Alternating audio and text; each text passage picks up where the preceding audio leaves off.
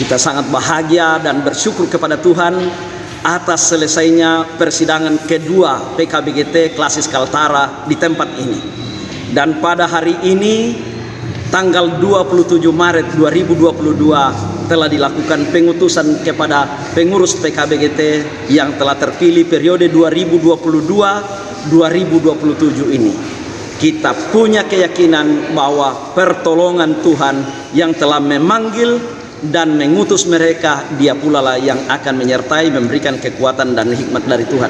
Karena itu pesan saya kepada mereka, tetaplah teguh, yakin bahwa yang memanggil dan memilih mereka serta mengutus untuk berkarya di ladang Tuhan adalah Tuhan sendiri. Tuhan juga yang akan memberikan kekuatan, hikmat dan kebijaksanaan dalam menjalankan pelayanan dengan sebaik-baiknya.